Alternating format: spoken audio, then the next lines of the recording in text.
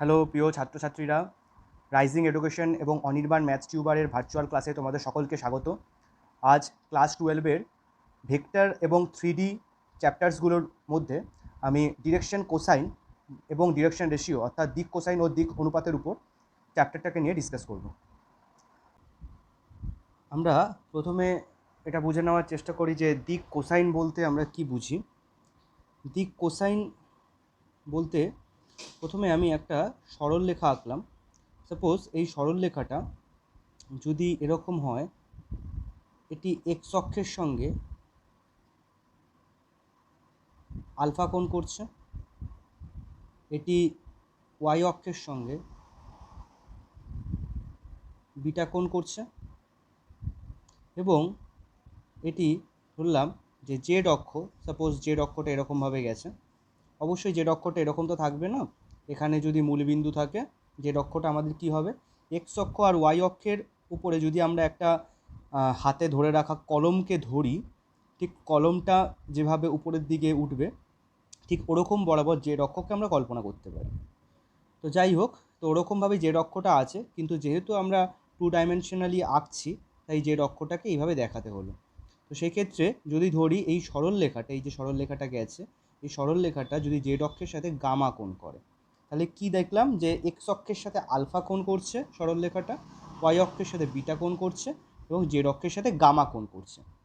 এই যে তিনজনের সাথে তিনটে কোণ করলো, তাদের যদি আমরা কোসাইনের মান নিই, কোসাইন বলতে শর্টে কজ যেটাকে বলে, সেইটাকে যদি এভাবে কমা আকারে লিখি, মানে cos alpha comma cos beta comma cos gamma, ঠিক আছে, cos alpha comma cos beta comma cos gamma, এই যে পরপর তিনটে লিখলাম, এই কোসাইন যে ভ্যালুগুলো আমরা পরপর পেলাম, এদেরকেই একসাথে বলা হয় হলো দিক কোসাইন, বা ইংলিশে বলছে ডিরেকশন কোসাইন্স, ঠিক আছে।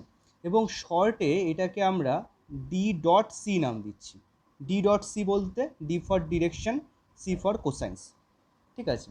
একটা দিক কোসাইনের মাধ্যমে আমরা এইটা নির্ণয় করি যে একটা সরলরেখা বা স্ট্রেট লাইন সেটা কোন দিকে যাচ্ছে, ঠিক আছে। তো এই ক্ষেত্রে আমরা দেখতে পাচ্ছি cos alpha cos beta cos gamma, এই যে টোটাল সেটটা, এই টোটাল সেটটাই হলো একত্রিতভাবে আমরা ডাকবো কি দিক কোসাইন বলে, ঠিক আছে। আচ্ছা, এখন কতগুলো তথ্য আমরা লক্ষ্য করতে পারবো খুব সহজে, যে এই তিনটে যে value cos alpha cos beta এবং কজ গামা, এদের যদি স্কোয়ারের যোগফল আমরা বের করি, মানে কি cos square alpha plus cos square beta plus cos square gamma, তাহলে আমরা দেখতে পারবো এদের তিনজনের স্কোয়ারের যোগফল হবে 1। Cos square alpha plus cos square beta plus cos square gamma, তিনজনের স্কোয়ারের যোগফল হবে 1। এটা হতে বাধ্য, এটা যে কোনো অ্যাঙ্গেলের ক্ষেত্রে হতে একদম বাস্তব ট্রু। যেমন আমি একটা এক্সাম্পল দিয়ে দেখাই।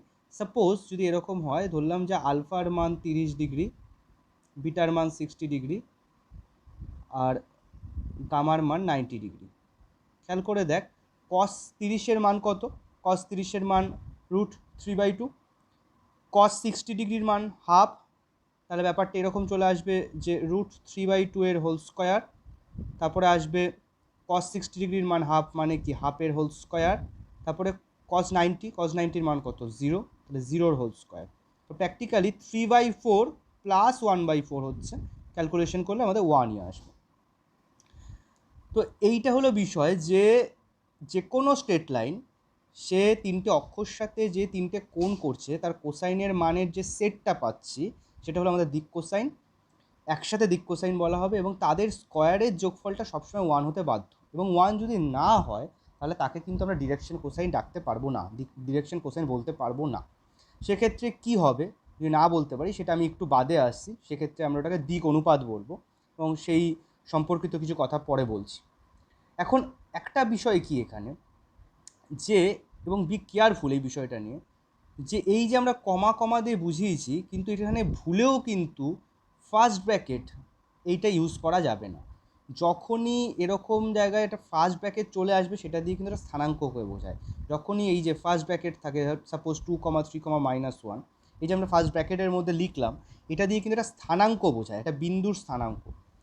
ওই কারণে দিক কোসাইন হোক অথবা দিক অনুপাত হোক, এদের দুজনের কাউকেই কিন্তু ভুলেও ফার্স্ট ব্র্যাকেট দিয়ে লেখা যাবে না। ক্লিয়ার? ফার্স্ট ব্র্যাকেট দিয়ে লেখা যাবে না, এটা সবসময় মাথায় রাখতে হবে। আচ্ছা, এইবার যেটা জানার সেটা হলো যে এই দিক কোসাইনকে আমরা কতগুলো বিষয়, যে কজ আলফাকে আমরা এল দিয়ে লিখে থাকি, কজ বিটাকে আমরা এম দিয়ে লিখে থাকি, আর কজ গামাকে আমরা এন দিয়ে লিখে থাকি। ঠিক আছে, মানে এইটা অল ওভার ওয়ার্ল্ড ওয়াইড একটা ফিক্সড যে কজ আলফাকে এল, কজ বিটাকে এম এবং কজ গামাকে এন দিয়ে লেখা হয়। তাহলে যেখানেই দিক কোসাইনের কথা আসবে সেখানে অ্যাকচুয়ালি কি এল এম এন এর কথা আসবে, অথবা উল্টো দিক থেকে বলতে পারি কোথাও যদি এলএমএন দিয়ে ভেক্টর বা 3D রিলেটেড কোনো আলোচনা আসে তাহলে আমাদের বুঝতে হবে যে অ্যাকচুয়ালি ডিরেকশন কোসাইন বা দিক কোসাইনের কথা বলতে চাইছি। তো ক্লিয়ারলি আমরা যা পেলাম কিছুক্ষণ আগে সেই তথ্য অনুযায়ী আমরা এটাও বলতে পারি তাহলে l square plus m square plus n square equal to কী হবে? 1 হবে। L square plus m square plus n square equal to 1 হবে। ক্লিয়ার? আচ্ছা, এখন এটা দেখা যাক যে এক্স অক্ষ এটা নিজেও তো একটা স্ট্রেট লাইন, এক্স অক্ষ নিজেও একটা স্ট্রেট লাইন, তাহলে এক্স অক্ষের নিজের দিক কোসাইন কি এটা জানার বিষয় এখন। তো এখন আমাদের প্রথমে লক্ষ্য করতে হবে যে এক্স অক্ষ নিজেই নিজের সাথে কত ডিগ্রি অ্যাঙ্গেল করছে। এক্স অক্ষ নিজেই নিজের সাথে কত ডিগ্রি অ্যাঙ্গেল করছে? 0 ডিগ্রি অ্যাঙ্গেল করছে। ওকে, তাহলে আমরা কি করব? প্রথম কি করব, আমরা প্রথমে কি বলে এলাম যে কোনো একটা সরলরেখা এক্স অক্ষের সাথে যত কোণ করে তাহলে সেটা প্রথমে বসবে তার উপর কস। তাহলে এখন এক্স অক্ষেরই বের করতে চাইছি, এক্স অক্ষ নিজেই নিজের সাথে 0 ডিগ্রি অ্যাঙ্গেল করে তার উপরে কস, তাহলে কস 0 বসলো। এইবার দেখবো যে এক্স অক্ষ ওয়াই অক্ষের সাথে কত ডিগ্রি অ্যাঙ্গেল করে, এখানে জানি আমরা 90 ডিগ্রি অ্যাঙ্গেল করে, তাহলে কমা দিয়ে কী বসবে? কস 90 ডিগ্রি। তারপরে আবার এক্স অক্ষ জেড অক্ষের সাথে কত করে, এখানেও 90 ডিগ্রি, তাহলে কমা দিয়ে কী বসবে? আবার 90 ডিগ্রি, কস 90 ডিগ্রি। তো ক্লিয়ারলি এখানে দেখা যাচ্ছে কস 0-র মান কত? 1, কস 90-এর মান কত? 0, আর কস 90-এর মান কত? 0। তো ক্লিয়ারলি আমরা কি পাবো? যে দিক কোসাইন পাচ্ছি 1,0,0, কার পাচ্ছি? এই এক্স অক্ষের পাচ্ছি। তাহলে এক্স অক্ষের দিক কোসাইন কি? 1,0,0।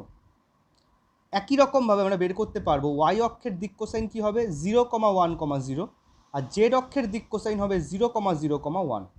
বি কেয়ারফুল, ভুলেও কিন্তু কোনো রকমভাবে এই ফার্স্ট ব্র্যাকেট যেন না ইউজ হয়, কোনোভাবেই এই ফার্স্ট ব্র্যাকেট এখানে কিন্তু ইউজ করা যাবে না, এটা কিন্তু খুব সাবধান, বি কেয়ারফুল। তো এখানে আমি ফার্স্ট ব্র্যাকেটটা সরিয়ে দিচ্ছি। ওকে, এবং আরেকটা জিনিস খেয়াল করে দেখ, প্রতি ক্ষেত্রেই, এই ক্ষেত্রেই হোক বা এই ক্ষেত্রেই হোক, এই ক্ষেত্রেই হোক, এদের যদি স্কোয়ারের যোগফল বের করি ক্লিয়ারলি কিন্তু আমাদের 1 আসতে বাধ্য, যে 1 square plus 0 square plus 0 square করলে 1 হয়, সিমিলারলি এইটাও হয়, সিমিলারলি এইটাও হয়, যে আমাদের ভ্যালুটা 1 আসতে বাধ্য, মানে যেটা আমরা শিখলাম যে l square plus m square plus n square, তার মানটা কী হবে? 1। ওকে, এই হলো আমাদের দিক কোসাইন। ঠিক আছে, আচ্ছা এইবার আমাদের জানতে হবে যে আচ্ছা দিক অনুপাতটা কি। দিক অনুপাতে যাওয়ার আগে আমরা আরেকটা বিষয় একটু বলে নিই, যে এই এক্স অক্ষ, ওয়াই অক্ষ, জেড অক্ষ যে রয়েছে, এখন এই বরাবর যে স্ট্রেট লাইনটা গেছে, এই স্ট্রেট লাইনের উপর একটা বিন্দু যদি পি বিন্দু এক্স কমা ওয়াই কমা জেড হয়, এবং এই ও থেকে পি বিন্দুর দূরত্ব, ও থেকে পি বিন্দুর দূরত্ব যদি স্মল আর হয়, যে এইটা হলো স্মল আর, এবং কি আমরা এই দূরত্ব বেরও করতে পারি। এই দূরত্ব আমরা কীভাবে বের করি? যে x square plus y square plus z square এভাবে বের করি, আমরা সবাই জানি। তো এই ক্ষেত্রে দেখা যাবে যে এই যে x equals to l into r হবে, x equals to l into r হবে। এটা হওয়ার কারণটা কি একটু বলে দিই। এটা হওয়ার কারণটা হলো যে এই যে এইটা হলো আর, আর এইটা কি আমাদের, এটা হলো এক্স, তাই তো? কারণ এখানে যদি এক্স ভুজটা এক্স না হয় তাহলে এখানে এক্স আসবে না এমনিও, এখানটায় এক্স দূরত্ব পর্যন্ত গেছে বলেই তো এখানটায় এক্স এসছে, তাই না? তো আমরা ক্লিয়ারলি কি বলতে পারি? কজ আলফা, এটা তো আলফা আছে, তাহলে কজ আলফা মানে কি? কজ আলফা মানে হচ্ছে লম্ববায়ু অতিভুজ, ভূমিবায়ু অতিভুজ। ভূমিবায়ু অতিভুজের কনসেপ্টে আমরা কি বলতে পারি? X by r. ক্লিয়ারলি এখানে কজ আলফার মানে আমরা কি পেয়েছি? কজ আলফা মানে এল, তাহলে l equal to x by r. তো clearly x equal to l r এরকম পেয়ে যাচ্ছি। একই রকমভাবে আমরা দেখাতে পারবো y equals to m r এবং z equals to n r. তাহলে x equal to l r, y equals to m r এবং z equals to n r, এই তিনটে ভ্যালু আমরা এরকমভাবে পেতে পারি। এমনকি এইখানে একটা জিনিস খেয়াল করতে হবে যে তাহলে আমাদের যদি বিন্দু জানা থাকে, যে এক্স ওয়াই জেড একটা বিন্দু মানে একটা স্থানাঙ্ক যদি জানা থাকে, তাহলে এই স্থানাঙ্কের সাহায্য নিয়ে আমরা কিন্তু সহজে এল এর মান বের করতে পারি। যে এই ভুজকে যদি তার দূরত্ব দিয়ে, এই যে দূরত্ব পেয়েছি আর, তা ভুজকে যদি তার দূরত্ব দিয়ে ভাগ করে দিই তাহলে এল পাবো।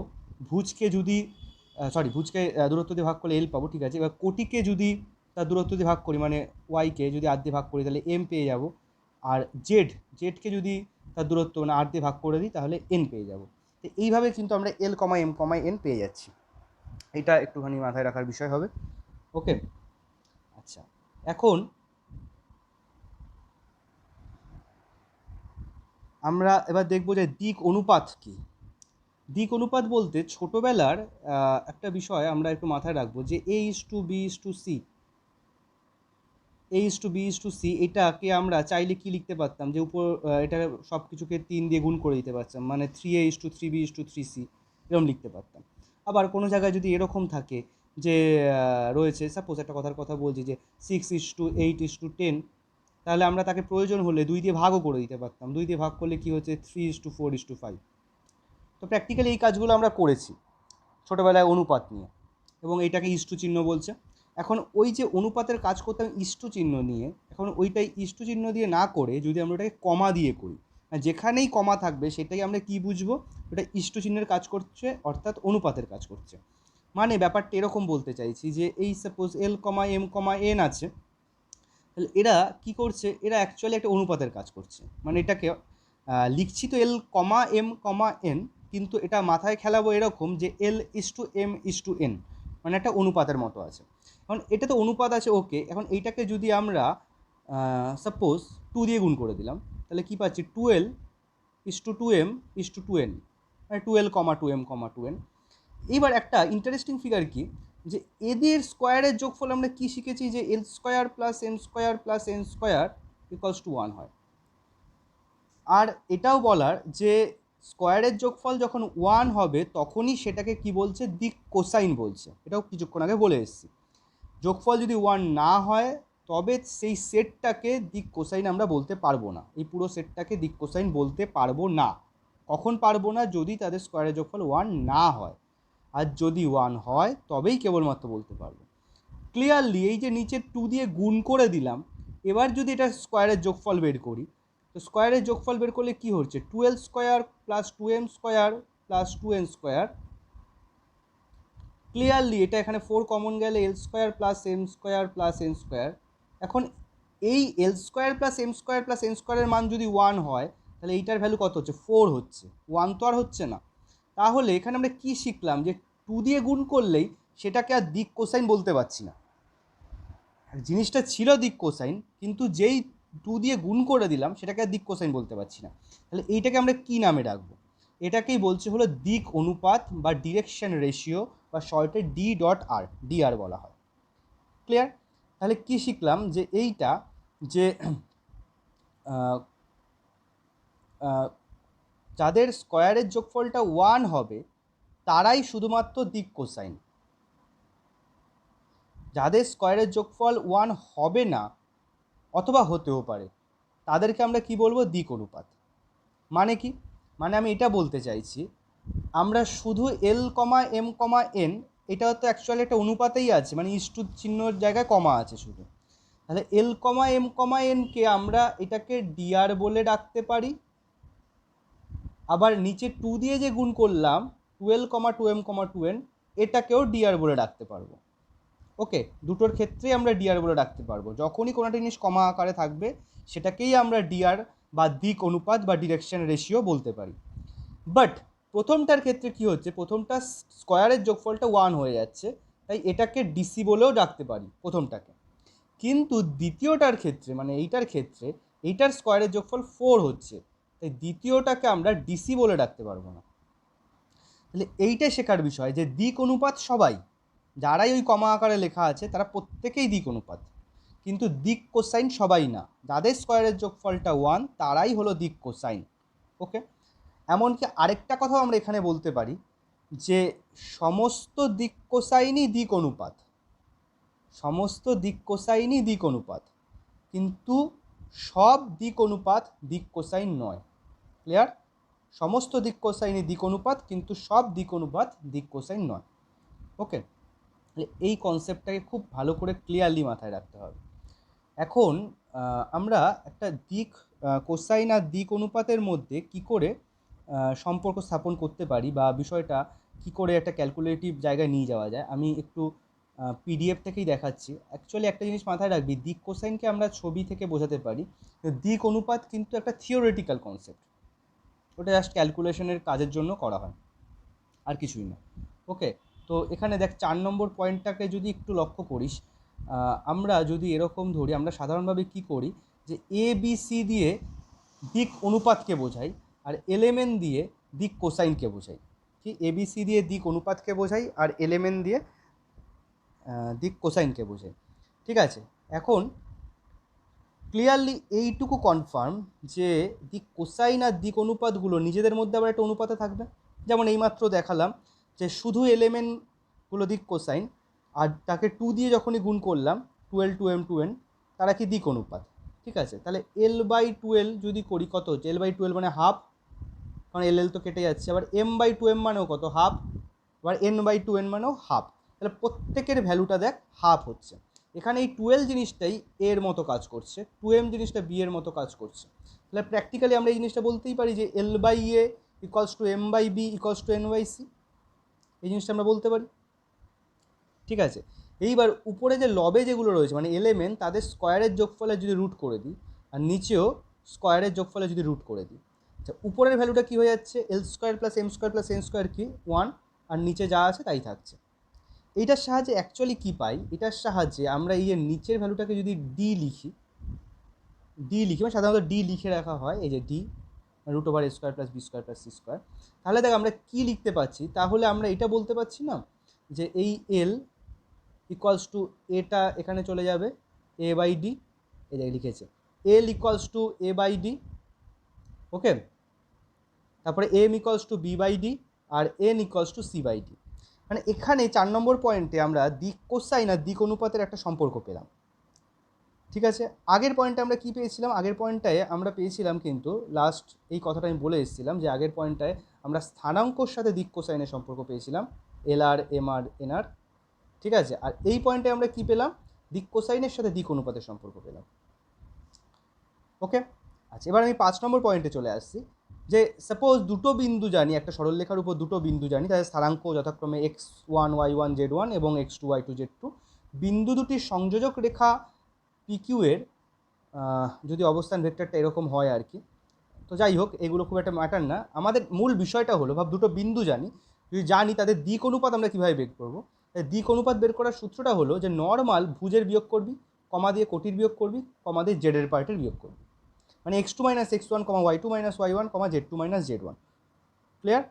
এটা কি আমরা সহজেই তাহলে দিক অনুপাত পেয়ে যাবো। তাহলে দুটো বিন্দু জানা থাকলেই তাদেরকে নর্মালি বিয়োগ করে দেবো, নর্মাল বিয়োগ করে দেবো, কিন্তু ভুলেও কিন্তু এই ব্র্যাকেট বসাবো না। ব্র্যাকেট কিন্তু বসানো যাবে না, সে দিক কোসাইনই থাক বা দিক অনুপাতই থাক, ব্র্যাকেট কিন্তু বসানো যাবে না। দেখ এখানেও কিন্তু কোনো রকম কোনো জায়গায় ব্র্যাকেট দেখবি না। ক্লিয়ার? তাহলে এটা কি পেয়ে গেলাম আমরা, দিক অনুপাত পেয়ে গেলাম। ওকে, এখন এই দিক অনুপাতকে যদি আর দিয়ে ভাগ করে দিই, দিক অনুপাতকে যদি আর দিয়ে ভাগ করে দিই, আর বলতে কি বুঝছি, আর বলতে বুঝবো হলো দুটো বিন্দুর মধ্যে দূরত্ব কি, মানে এই পি আর কিউ এর মধ্যে দূরত্বটা কি, আর দিয়ে যদি ভাগ করে দিই তাহলে আমরা পেয়ে যাব হলো দিক কোসাইন। তো একটু ছবিতে আমি দেখিয়ে দিই ব্যাপারটা কি বলতে ছিল, তো একটুখানি ক্লিয়ার করে দিই, সবার একটু আইডিয়াটা ক্লিয়ার হয়ে থাকবে। যে পি কিউ এই হলো সরলরেখা, x1 y1 z1, আর কিউ বিন্দু x2 y2 z2। ঠিক আছে, পি কিউ সরলরেখা। তাহলে আমরা দিক অনুপাত কি পাচ্ছি সহজেই, নর্মাল x2 থেকে x1 বিয়োগ, y2 থেকে y1 বিয়োগ, আর z2 থেকে z1 বিয়োগ। নর্মাল এরকম বিয়োগ করলেই আমরা কিন্তু সহজে দিক অনুপাত মানে ডিরেকশন রেশিও মানে d.r পেয়ে যাচ্ছি। আর এই ডিআরকে যদি আমরা কি তার দূরত্ব দিয়ে ভাগ করে, এই দূরত্ব বলতে এখানে কতটুকু বোঝা যাচ্ছে, পি কিউ, তাহলে আর, এই আর দিয়ে যদি আমরা ভাগ করে দিই তাহলেই আমরা কি পেয়ে যাব, দিক কোসাইন পেয়ে যাব। ঠিক আছে, তাহলে এইটা সবসময় মাথায় রাখবি, দুটো বিন্দু দেওয়া থাকলে তাদের বিয়োগ করে দিলে এই দিক অনুপাত পাই। ঠিক আছে, আর তাকে যদি তাদের দূরত্ব দিয়ে ভাগ করে দিই তাহলেই তার দিক কোসাইন পেয়ে যাই। ক্লিয়ার? আচ্ছা, এখন যেটা একটু জানার বিষয় সেটা হলো যে সাপোজ ভাব দুটো সরলরেখা আছে, একটা সরলরেখা হলো L1, M1, N1, আর এটা L2, M2, N2, মানে এগুলো কি লিখলাম, তাদের দিক কোসাইন। প্রথমটার দিক কোসাইন L1, M1, N1 এবং দ্বিতীয়টার দিক কোসাইন L2, M2, N2। তাহলে এদের মধ্যবর্তী কোণ যদি থিটা হয়, তাহলে এদের মধ্যবর্তী কোণটা আমরা বের করতে পারি এই সূত্রটার সাহায্যে, যে cos থিটা ইকুয়ালস টু কী হবে, L1, L2 plus M1, M2 plus N1, N2। ঠিক আছে, নর্মালি কি করলাম, যে এদের করসপন্ডিং জায়গাগুলোর মধ্যে নিজেদের মধ্যে গুণ করলাম, L1, L2, M1, M2, N1, N2। তাহলে কি পারস্পরিক গুণফল তার যোগফল, এরকমভাবে আমরা যদি শর্টে বলি যে গুণফলের যোগফল। ঠিক আছে, এল এর পার্টির সাথে এল এর পার্টি হবে, এম এর সাথে এম, এন এর সাথে এন। ক্লিয়ার? তাহলে এদের গুণফলের যোগফলটা কি আমাদের কস থিটার সমান হবে। কি থিটাটা কি, যেখানে থিটাটা হলো এদের মধ্যবর্তী কোণ। ওকে, আচ্ছা, এখন বিষয়টা হলো এদের মধ্যবর্তী কোণ যদি 90 ডিগ্রি হয়, যা মানে কি এই সরলরেখাটা যদি নিজেদের মধ্যে 90 ডিগ্রি কোণ করে, তাহলে এখানটায় কী হবে, cos 90 বসবে। cos 90 এর মান কত? cos 90 এর মান আমরা জানি 0। তো প্র্যাকটিক্যালি আমরা কি পাচ্ছি, আমরা প্র্যাকটিক্যালি এইটা পাচ্ছি যে দুটো সরলরেখা তখনই পরস্পর লম্ব হবে যখন তাদের দিক কোসাইনগুলোর গুণফলের যোগফল 0 হবে। দুটো সরলরেখা পরস্পর লম্ব তখনই হবে যখন তাদের সরলরেখা দুটির ডিরেকশন রেশিও, সরলরেখা দুটির ডিরেকশন কোসাইনের গুণফলের যোগফল, মানে L1, L2 plus M1, M2 plus N1, N2, তাদের গুণফলের যোগফল যদি 0 হয় তবে সরলরেখা দুটি পরস্পর লম্ব হবে। ক্লিয়ার? আচ্ছা, আর যদি সরলরেখা দুটো পরস্পর সমান্তরাল হয় তাহলে কি হবে? এটা তো লম্ব হলে পেলাম, সরলরেখা দুটো পরস্পর সমান্তরাল হলে কি ঘটবে? L1, L2, সরি এটা ভুল লিখলাম, প্র্যাকটিক্যালি এই জায়গাটা সরিয়ে দিই।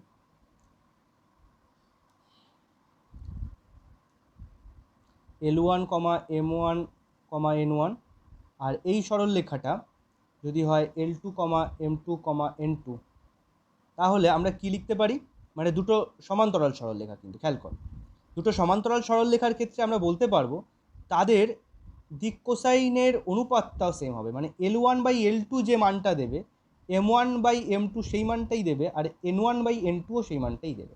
তাহলে এইটাই জানার বিষয় হলো যে তারা যদি পরস্পর লম্ব হয় তাহলে তাদের গুণফলের যোগফলটা 0 হবে, আর যদি তারা পরস্পর সমান্তরাল হয় তাদের অনুপাতের মানটা পরস্পর সমান হবে। এটাকে লম্ব হলে গুণফলের যোগফল 0, আর তাদের সমান্তরাল হলে তাদের অনুপাতটা সমান হবে। ক্লিয়ার? আচ্ছা, এই একই কথাগুলো আমরা আবার ডিরেকশন রেশিওর ক্ষেত্রেও রিপিট করতে পারি। ডিরেকশন রেশিওর ক্ষেত্রে কী রিপিট করতে পারি, ডিরেকশন রেশিওর ক্ষেত্রে ব্যাপারটা এটা বলতে চাইছি যে একটা সরলরেখার যদি দিক অনুপাত A1, B1, C1 হয়, আর আরেকটা সরলরেখা যদি দিক অনুপাত A2, B2, C2 হয়,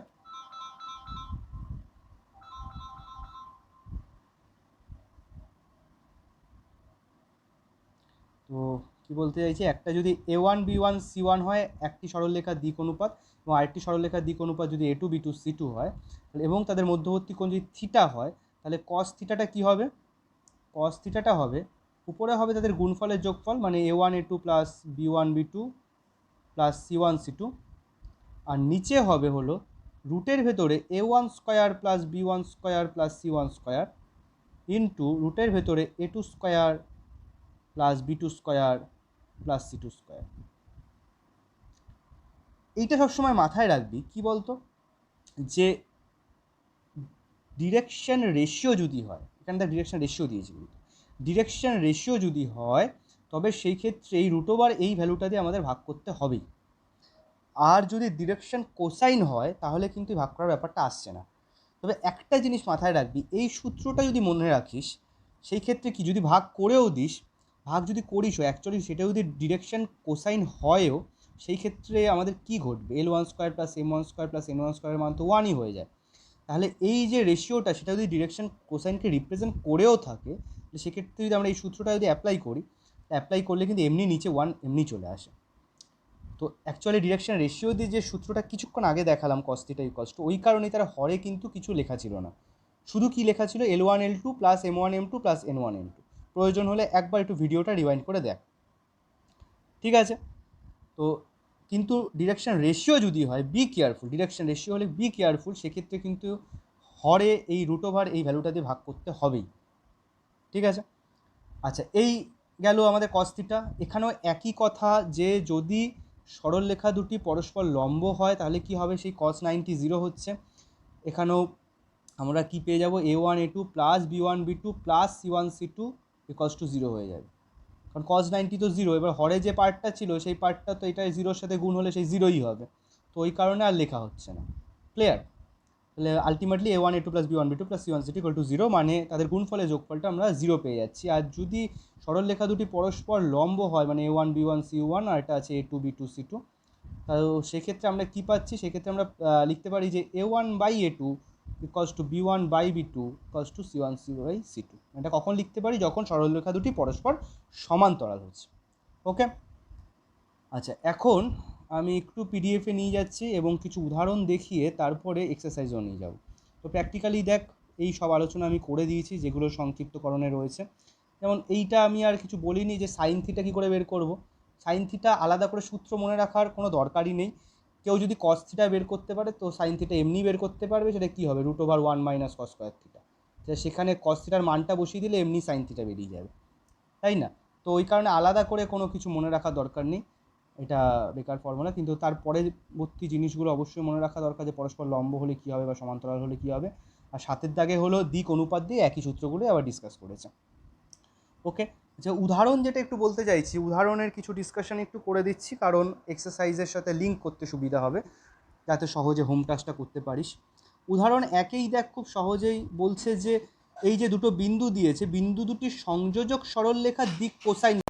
দেখ, দিক কোসাইন নির্ণয়ের ক্ষেত্রে আমরা একটা বিষয় কি শিখলাম, যে প্রথমে দিক অনুপাতটা অবশ্যই বের করতে হবে। কারণ দিক অনুপাতকে যদি দূরত্ব দিয়ে ভাগ করে দিই তাহলে দিক কোসাইন পেয়ে যাব, ঠিক আছে। তো সেক্ষেত্রে দিক অনুপাত আমরা কি করে বের করব, ক্লিয়ারলি দেখ, এখানে বিন্দুটা আছে একটা 4, -3, -1, আরেকটা বিন্দু আছে 1, -1, 5, ঠিক আছে।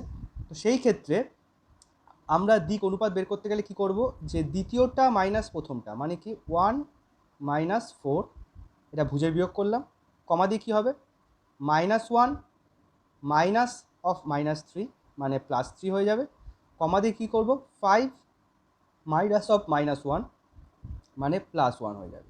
তো আলটিমেটলি এটা দেখ পেয়ে যাচ্ছি, কি পেয়ে যাচ্ছি, -3, 2, 6, -3, 2, 6। ক্লিয়ার? এইবার এইটা যেটা পেলাম, এটা পেলাম কি, দিক অনুপাত পেলাম, মানে ডিরেকশন রেশিও পেলাম। মানে এইটাকে যদি পি আর কিউ বিন্দুর দূরত্ব দিয়ে ভাগ করি, যে পি আর কিউ বিন্দু আমরা এটাকে আলাদা আলাদা করে নেমিং করে লিখে নিয়েছি, বা যদি কোশ্চেনে না দেয় নিজেরা লিখে নিবি, ঠিক আছে। তো সেক্ষেত্রে লিখে নেওয়ার পরে পি আর কিউ এর মধ্যে দূরত্ব বের করে ফেলে। দূরত্বের সূত্র আমাদের কি, root over of x1 - x2 whole square plus y1 - y2 whole square plus z1 - z2 whole square.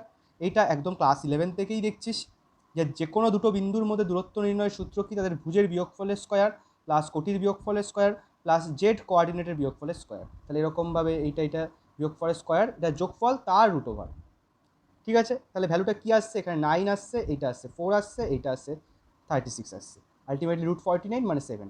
এখন এই যে -3, 2, 6কে যদি আমরা এই 7 দিয়ে ভাগ করে দিই তাহলে আমরা কী পেয়ে যাবো, দিক কোসাইন পেয়ে যাবো।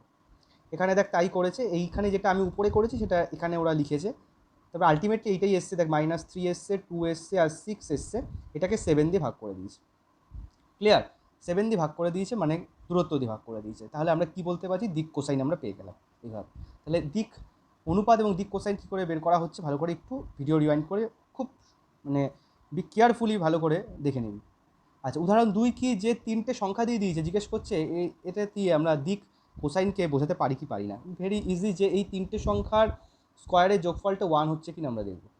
3টে সংখ্যার স্কোয়ারের যোগফল 1 হচ্ছে কিনা, যে হাফের স্কোয়ার -1/√2 স্কোয়ার আর -হাফের স্কোয়ার, এই 3টে সংখ্যা যদি স্কোয়ারের যোগফল 1 হয় তাহলে আমরা বলতে পারি কি, এদেরকে দিয়ে দিক কোসাইন বোঝাচ্ছে। আর যদি স্কোয়ারের যোগফল না 1 হয় তাহলে হবে না। ক্লিয়ার? এখানটায় এইসব উদাহরণে তাই দেখ ডিসকাশন পেয়ে যাবি। এখানটায় প্রথমটা ডিসকাশন আছে, যেটা বলছিলাম যে স্কোয়ারের যোগফলের কথা, এখানে সেসব ডিসকাশন করেছে। এটা 1 হয়েছে তাহলে এটা দিয়ে দিক কোসাইন বোঝাচ্ছি। যদি 1 না হতো তাহলে দিক কোসাইন বোঝাতো না। হ্যাঁ, তবে দিক অনুপাত অবশ্যই বোঝাতো। দিক অনুপাত কিন্তু সবাইকে বলে। ওকে, উদাহরণ 3 কি বলছে, যে দেখাও যে এ ও বি বিন্দু দুটির সংযোজক রেখাটি সি ও ডি বিন্দু দুটির সংযোজক রেখার সমান্তরাল হবে। তাহলে ক্লিয়ারলি আমরা কি করব, প্রথমে এ বি রেখার, খেয়াল কর এ আর বি আছে, তাহলে এ বি রেখার কী বের করব আমরা, এ বি রেখার দিক অনুপাত বের করে ফেলি, কারণ দুটো বিন্দু দেওয়া থাকলে তাদেরকে বিয়োগ করলেই কিন্তু আমরা পেয়ে যাই দিক অনুপাত। তাহলে এ বি রেখার দিক অনুপাত আমরা বের করে ফেলি। তাহলে A1 B1 C1 A2 B2 C2 আলাদা আলাদা দুটো হলো দিক অনুপাত ধরে নিলাম, দুটো আলাদা আলাদা সরলরেখার, একটা হচ্ছে AB সরলরেখার আর একটা হচ্ছে CD সরলরেখার। তাহলে AB সরলরেখার ক্ষেত্রে কি করে বের করব দিক অনুপাত, সিম্পল, আবার একই কথাই বলার, যে তাদের বিন্দুর মধ্যে বিয়োগফল বের করা, মানে কি A1 কি হবে 2 - 4 মানে -2, B1 কি হবে এই যে -1 -3 -1, আরেকটা মাইনাস তো থাকছে, মাইনাস মাইনাসে প্লাস হয়ে যাচ্ছে, -1 + 3 মানে 2, C1 কী হবে -1 - 2 মানে -3, এরকমভাবে A2 বের করা যাবে, মানে সি আর ডি বিন্দু থেকে সি বিন্দুর বিয়োগফল, প্রথমে ভুজের করবো, তারপরে কোটির করবো, তারপরে জেডের করবো। এরকমভাবে আমরা A1 B1 C1 A2 B2 C2 পেয়ে গেলাম। এবার A1/A2 বের করি, কত পাচ্ছি 1/3, B1/B2 বের করি সেটা 1/3, C1/C2 বের করি সেটাও 1/3। আলটিমেটলি A1/B1 A1/A2, তারপরে B1/B2 আর C1/C2 এই তিনটে ভ্যালু ইকুয়াল পেয়ে গেলাম। এরা তিনজন যদি ইকুয়াল হয় আমরা কি বলতে পারি, এবি সরলরেখা আর সিডি সরলরেখা পরস্পর সমান্তরাল। কারণ সমান্তরালের কিন্তু শর্ত আমি ডিসকাশন করে এলাম, যে দিক কোসাইন বা দিক অনুপাত যেটাই থাক না কেন, তারা যদি পরস্পর একটা অনুপাতে থাকে তাহলে আমরা বলতে পারি সেই সরলরেখা দুটো পরস্পর সমান্তরাল। ঠিক আছে, এরকমভাবেই বিভিন্ন রকম ডিসকাশন আছে, উদাহরণ 4 উদাহরণ 5 এগুলো দেখ, প্রতিটা উদাহরণই ভালো করে দেখবি। ঠিক আছে, আচ্ছা আমি একটু নিয়ে যাচ্ছি এক্সারসাইজের দিকে।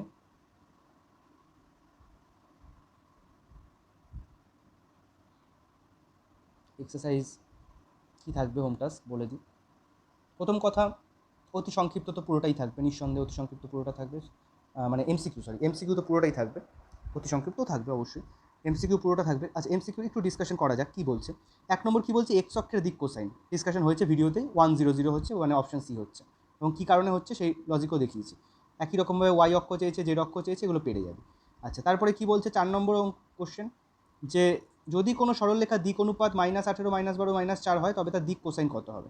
আমরা কি করব, দিক অনুপাতকে যদি কী দিয়ে ভাগ করি বল, দিক অনুপাতকে যদি এই যে এদের তিনজনের স্কোয়ারের যোগফল দিয়ে ভাগ করে দিই, মানে -18কেও ভাগ করতে হবে, -12 না সরি +12 আছে, +12কেও ভাগ করতে হবে, আর -4কেও ভাগ করতে হবে। কী দিয়ে ভাগ করবি, -18 স্কোয়ার +12 স্কোয়ার +-4 স্কোয়ার, এই ভ্যালুটার √ওভার ভ্যালু। ঠিক আছে, এমনকি ফর্মুলার ওখানে ডিসকাস করেছি। এমসিকিউ 5 দেখ কী বলতে চাইছি, ব্যাপারটা বোঝার চেষ্টা কর। এমসিকিউ 6 কী বলছে, দুটো সরলরেখার দিক অনুপাত বলে দিয়েছে, আলাদা আলাদা করে দুটো সেট দিয়েছে, এটা একটা সেট আর এইটা আরেকটা সেট। তাহলে সঙ্গে বলছে অনুপাতগুলি যথাক্রমে এত এত সঙ্গে সমানুপাতিক, ওটা নিয়ে মাথা ঘামাতে হবে না, তাদের মধ্যবর্তী কোণ। আচ্ছা মধ্যবর্তী কোণের সূত্র আমি কী বললাম, cos θ কী হয়, কী বললাম, cos θ কী হবে, A1 A2 + B1 B2 + C1 C2 divided by √ওভার A1 square + B1 square + C1 square. একই রকমভাবে আবার A2-র ক্ষেত্রে A2 square + B2 square + C2 square. তো ক্লিয়ারলি এখানে দেখ A1 A2 B1 B2 C1 C2 সবার ভ্যালু দিয়ে দিয়েছে। ঠিক আছে, তো ক্লিয়ারলি কি বলতে পারি, প্রথম সেটটা হলো A1 B1 C1 এর মান, এই যে প্রথম সেটটা পাচ্ছি A1 B1 C1 এর মান। ওকে, কী পাচ্ছি, মানে প্রথম এইটা হলো A1, তারপর এটা কি B1, তারপর একটা C1, এরকমভাবে এইটা হলো A2, এটা হলো B2, এটা হলো C2, এরকমভাবে পেয়ে যাচ্ছিস। এবার ওখানে ওই ভ্যালুগুলো বসিয়ে দে cos θ সূত্রে, বসানোর পরে দেখ এমন কি পাচ্ছি, এমন কি মান পাচ্ছি, সেটা cos কত ডিগ্রি লিখতে পারছি, আলটিমেটলি অপশানটা পেয়ে যাবি, থিটার মানটা পেয়ে যাবি। ঠিক আছে, 7 8 নম্বরটা যেটা ঘনকে দুটো কর্ণ, এইটা দিয়ে একটা এক্সাম্পলই আছে, এটা দিয়ে একটা এক্সাম্পল আছে, এক্সাম্পলটা দেখিস, আপাতত মানটাও বসিয়ে দিস, কোনটা অপশান হবে দেখতে পাবি এক্সাম্পল। ওইটা নিয়ে আমি এক্সাম্পলটা নিয়ে একটু পরে ডিসকাশন করে দেবো, নয়তো পরের ক্লাসে বা পরের ভিডিওতে। ঠিক আছে, যাই হোক এইভাবে এমসিকিউগুলো সলভ করে ফেল। অতি সংক্ষিপ্তর ক্ষেত্রে এগুলো কোনো দরকার নেই, যে অতি সংক্ষিপ্ত 1-এর কোনো প্রয়োজন নেই, অতি সংক্ষিপ্ত 2-এরও কোনো প্রয়োজন নেই। 2 দেখ মুখে করে ফেলতে পারবি, যে কী চাইছে, বলছে যে 1, 2, 3 কোনো সরলরেখার দিক কোসাইন হতে পারে কি, ক্লিয়ারলি হতে পারে না, কারণ তাদের স্কোয়ারের যোগফল 1 হচ্ছে না, স্কোয়ারের যোগফল 1 হলেই দিক কোসাইন, কিন্তু এখানে হচ্ছে না, কারণ 1 স্কোয়ার 2 স্কোয়ার 3 স্কোয়ার যদি করি দেখ 14 আসবে, 14 আসছে। তো ক্লিয়ারলি 1 তো হচ্ছে না, তাহলে এটা দিক কোসাইন রিপ্রেজেন্ট করছে না। তো নেক্সট কোশ্চেনটাই দেখ, তাহলে দিক অনুপাত কি রিপ্রেজেন্ট করতে পারে? হ্যাঁ, দিক অনুপাত যে কেউ রিপ্রেজেন্ট করতে পারে, সে 1 হোক কি না হোক। ঠিক আছে, তো 2 নম্বরের অঙ্কটা কিছু আলাদা করার নেই, তাহলে 1 2 বাদ দিয়ে দে। তো প্র্যাকটিক্যালি 3 থেকে শুরু করবি। 3 নম্বর বলেছে নিম্নলিখিত বিন্দুগুলির সংযোজক সরলরেখার দিক কোসাইন নির্ণয় কর। তাহলে কী করতে হবে, এটা কিন্তু উদাহরণে বলে এলাম। সিম্পলি বিয়োগ করে দেবো, যে 0 থেকে 2 বিয়োগ, 0 থেকে 2 বিয়োগ করলে -2 হয়। তারপরে 1 থেকে -1 বিয়োগ, 1 থেকে -1 বিয়োগ করলে 2 হয়। এবারে 5 থেকে 4 বিয়োগ, 5 থেকে 4 বিয়োগ করলে 1 হয়। আচ্ছা, এবার করে ফেলার পরে এবার এদেরকে কী দিয়ে ভাগ করব? এদের দূরত্ব দিয়ে ভাগ করব। মানে এইটা যদি পি বিন্দু হয়, যদি কিউ বিন্দু হয়, পি কিউ বিন্দু দূরত্ব বের করে নিবি, একদম উদাহরণে ডিসকাস হয়েছে প্রথম উদাহরণ। এবার এদের প্রত্যেককে তাদের দূরত্ব দিয়ে ভাগ করে দেবো, তাহলে আলটিমেটলি দিক কোসাইন পেয়ে যাবো। একই রকম অঙ্ক 3 2 করবো। ঠিক আছে, 4 নম্বর কী বলছে, কোনো সরলরেখার দিক কোণগুলি 120 45 30। বক্তব্যটি কি সঠিক? এখন বক্তব্যটি সঠিক নাকি দেখার জন্য কী করতে হবে, আমাদের cos 120 মান বের করতে হবে, cos 45 মান বের করতে হবে, আর cos 30 মান বের করতে হবে। এই প্রত্যেকটার সাথে cos করে করে মান বের করবি। করার পরে যে ভ্যালুগুলো পাবি সেগুলো স্কোয়ারের যোগফল দেখ 1 হচ্ছে কিনা। যদি স্কোয়ারের যোগফল 1 হয় তাহলে আমরা বলতে পারি কি যে এটা দিক কোসাইন, আর নয়তো হবে না। 5 নম্বরও অলমোস্ট সেরকমই, দুটো সরলরেখার দিক কোসাইন দিয়েছে মধ্যবর্তী কোণ, মানে কি না এটা ওরকম না, মানে cos থিটার সূত্র, cos থিটা ইকুয়াল টু কী হচ্ছে যে L1 L2, মানে এইটা যেটা একটা বিকল্প সূত্র, যে এখানে যেটা লেখা আছে সেটা যেটা একটা বিকল্প সূত্র, এটা কিন্তু আমরা ডিরেকশন রেশিওর সাহায্য নিয়ে লিখেছি। ডিরেকশন কোসাইনের সাহায্য নিয়ে যদি লিখতাম তাহলে কী হতো, L1 L2 plus M1 M2 plus N1 N2। ঠিক আছে, তো প্র্যাকটিক্যালি এখানে L1 এর মান, M1 এর মান, N1 এর মান বসিয়ে দে, মানে প্রথম সেটের যে দিক কোসাইন, আবার L2 M2 N2 মান মানে সেকেন্ড সেটের যে দিক কোসাইন, বসানোর পরে তাদের গুণ করে তাদের যোগফল বের কর, দেখ আলটিমেটলি ভ্যালুটা কী আসছে। আলটিমেটলি ভ্যালুটা যেটাই আসুক না কেন, cos থিটা ইকুয়ালস টু যে ভ্যালুটা আসবে সেটা cos কত ডিগ্রি লিখতে পারিস, দেখ cos কত ডিগ্রি, cos যত ডিগ্রি হবে তাহলে থিটার মান তত ডিগ্রি অ্যান্সার হবে। ঠিক আছে, যদি সামথিং ডিগ্রি লিখতে না পারি তাহলে theta equals to cos inverse অত মান হবে। ওকে, তাহলে এইভাবে করতে হবে। এই হলো 5 বললাম। 6 মনে করো এবিসি বিন্দু দুটি স্থানাঙ্ক যথাক্রমে 3টে দিয়ে দিয়েছে বিএ ও বিসি সরলরেখার মধ্যবর্তী কোণ। খেয়াল কর এটা কি করছে, যে এবিসি 3টে বিন্দু স্থানাঙ্ক দিয়ে দিয়েছে,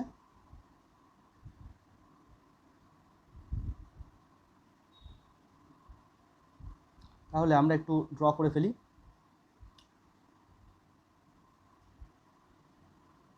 এ বি, আচ্ছা কী বের করতে দিয়েছে একবার একটু দেখে নিই, বিএ ও বিসি সরলরেখা দিয়েছে মেবি, হ্যাঁ বিএ ও বিসি।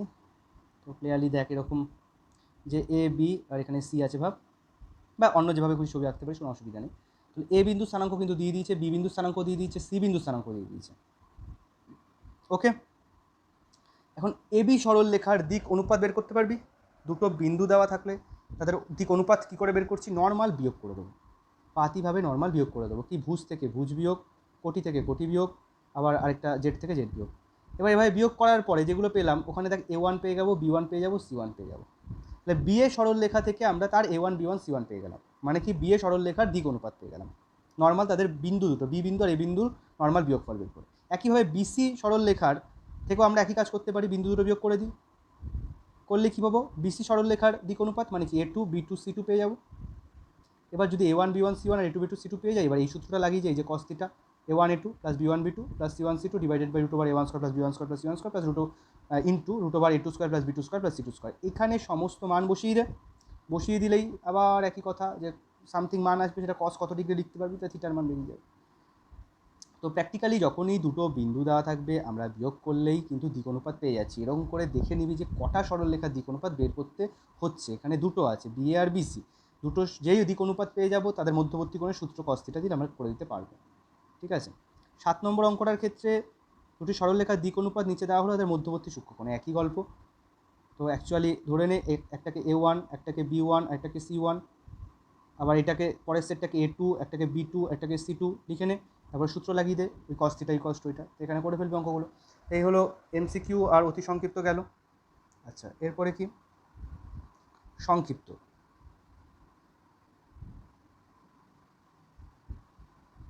সংক্ষিপ্তর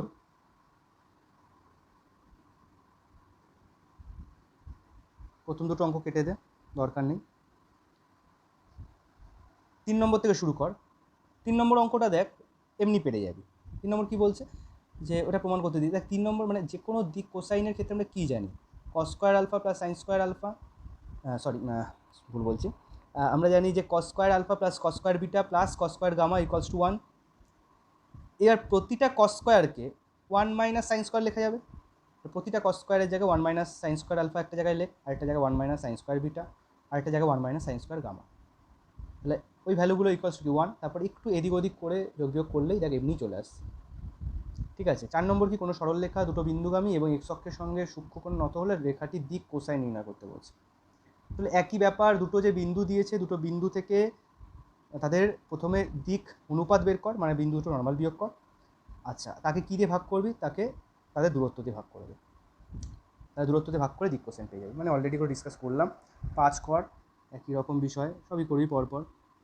6, আচ্ছা 6 কী বলছে, যে এ বি সি শীর্ষবিন্দু বিশিষ্ট ত্রিভুজের বাহুগুলির দিক কোসাইন বের করতে বলছে। এটা 3টে বাহু আছে, তাহলে কী করবি, মানে এই যে 4 নম্বরে যে কাজটা করবি, 4 নম্বরে যে কাজটা করবি সেই কাজটাই 6 নম্বরে 3বার রিপিট করতে হবে। প্রথমে কি এবি বেরোবে, এবি সরলরেখার দিক অনুপাত বেরোবে কি 2 - 4, তারপরে 6 - 5, 2 - 0।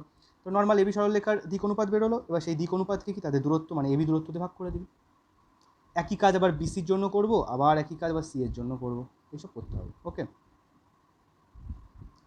আচ্ছা 8, 9, 10। আচ্ছা, তাহলে হোম টাস্ক থাকবে 10। কী বলছে দেখ, দেখাও যে কী দেখাতে বলছে, খেয়াল কর একটু। দেখাও যে এত এবং এত সরলরেখা দুটি সংযোজক সরলরেখা উপর লম্ব। আচ্ছা, তাহলে এই প্রথম সেটটা, এই সেটটা, এটা থেকে যে বিয়োগফল বের করব, প্রথমে দুটো অ্যাকচুয়ালি তো বিন্দু দিয়েছে না, পি আর কিউ দুটো বিন্দু দিয়েছে। তাহলে বিয়োগফল বের করলে কী হবে, নর্মাল বিয়োগফল বের করলেই তো দিক অনুপাত পেয়ে গেলাম। আবার দ্বিতীয় সেটটা একটা থেকে আরেকটা বিয়োগ করলে কী পাবো, আরেকটা দিক অনুপাত পেয়ে গেলাম। এবার কি প্রথমটা দিক অনুপাত আর দ্বিতীয়টা দিক অনুপাতের গুণফলের যোগফলটা 0 হচ্ছে কিনা, ক্লিয়ার? তাহলে ব্যাপারটা কী দাঁড়াচ্ছে দেখে নে, যে প্রথমটা থেকে আমরা a1 বের করব, নর্মাল x2 - x1 ভুজ দুটো বিয়োগ করে, এরকমভাবে কোটি দুটো বিয়োগ করে আমরা বের করব, b1 বের করবো, এরকমভাবে c1 বের করলাম। আবার a2 বের করবো কি 4 নম্বর পয়েন্টটা থেকে 3 নম্বর পয়েন্টটা, মানে x4 - x3 করে, b2 কী করে করবো, যে y4 - y3 করে, c2 করবো, c2 করবো একই রকম z4 - z3 করে, হলো গেলো। এবার দেখবো যে a1 যে ভ্যালুটা পেলাম, a1 × a2 plus b1 × b2 plus c1 × c2, এই যে টোটাল ভ্যালুটা 0 হচ্ছে কিনা। যদি 0 হয় তাহলে আমরা বলতে পারি পরস্পর লম্ব। ওকে, পরস্পর লম্ব দেখাতে বলেছে, ক্যালকুলেশন ভুল না করলে এটা 0ই আসার কথা।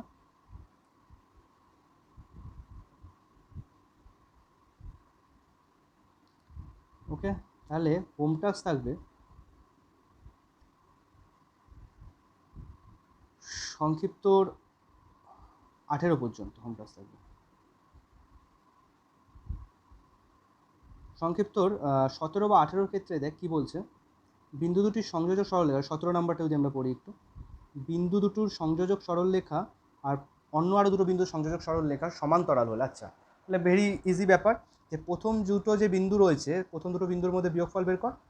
প্রথম দুটো বিন্দুর মধ্যে বিয়োগফল বের করলেই কী পেয়ে যাব, a1 b1 c1 পেয়ে গেলাম, মানে প্রথমটা দিক অনুপাত পেয়ে গেলাম। ঠিক আছে, প্রথমটা দিক অনুপাত পেয়ে গেলাম। আবার দ্বিতীয়টার বিয়োগফল বের কর, দ্বিতীয় দুটো বিন্দুর বিয়োগফল, তাহলে সেই দুটোরও আমরা পেয়ে যাচ্ছি, মানে a2 b2 c2 পেয়ে যাচ্ছি। এখন সমান্তরাল যেহেতু বলছে, তাহলে a1/a2 = b1/b2 = c1/c2। ঠিক আছে, মানে ঠিক অ্যাকচুয়ালি এখানে যেভাবে বের করলাম, ঠিক এখানে যেভাবে বের করেছি একটু আগে, ঠিক সেভাবে সব কিছু বের কর। এখন যেহেতু সমান্তরাল বলছে, তাহলে a1/a2 = b1/b2 = c1/c2, এটা করে নে। এবার এখানে যে ভ্যালুগুলো আছে, নিচে যে ভ্যালুগুলো আছে, এবার এটা তো প্রত্যেকে ইকুয়াল। তো এবার দেখ কাদের সাথে কোন সমীকরণ একটা ব্যালেন্স করে আমরা যে ভ্যালুগুলো বের করতে দিয়েছি, ওরা এ বি সির ভ্যালু মানে বের করতে দিয়েছি, ক্যালকুলেশন করে বেরিয়ে চলে আসে। ওকে, তাহলে হোম টাস্ক থাকলো যে সংক্ষিপ্ত 18 পর্যন্ত ওই পর্যন্ত কর।